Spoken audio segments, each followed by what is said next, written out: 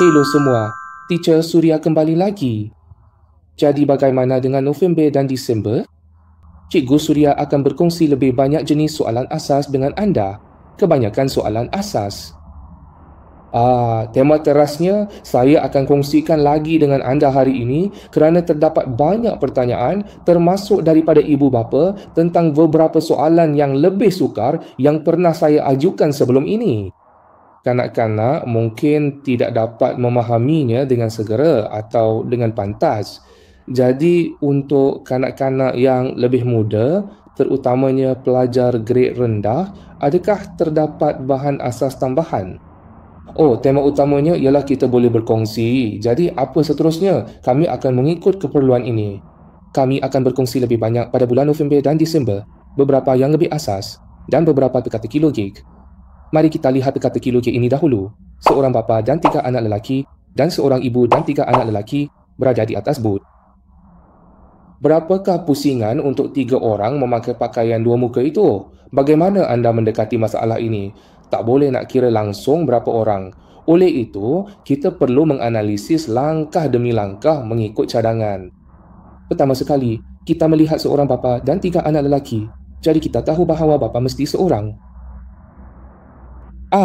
Mesti ada seorang bapa dan 2 anak lelaki. Jadi daripada 3 orang ini, dialah bapanya.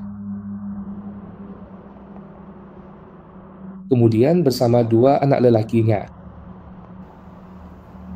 Mesti begitu. Tak ada masalah dengan itu. Oleh kerana ada 3 orang, seorang ibu dan 2 anak lelaki, maka mesti ada seorang ibu sahaja.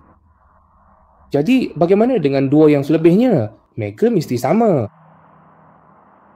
2 anak lelaki kan, pada masa hadapan mereka akan menghapuskan peniaga. Bagaimana dengan beruang yang memusnahkan orang pasir? Kami juga ada itu. Memang adik-beradik ini sahaja. 3 roda manakah yang sebenarnya kita bicarakan di sini? Sebab kita dah tahu dari sini bahawa ada 2 beradik. Jadi kita boleh tahu dengan jelas dan pasti bahawa memang ada 2 roda sahaja di sini. Ambak seorang lagi abang. Adik perempuan. Baiklah, jadi jika kita menganalisisnya dengan cara ini, pendapat menjadi sangat jelas. 2 beradik ini merujuk kepada 2 beradik yang sama. Ia adalah pengulangan, merujuk kepada 2 beradik yang sama. Jadi, untuk 2 beradik ini, kita hanya perlu mengira sekali sahaja. Oleh itu, kita boleh membuat kesimpulan bahawa terdapat banyak di atas katil, 1 bapa. Tambah seorang ibu yang penyayang. Tambah seorang adik perempuan. Kemudian tambah serta 2 lelaki dan 2 anak lelaki. Dan itu menjadikan jumlah 5 orang. Adakah anda mempelajarinya?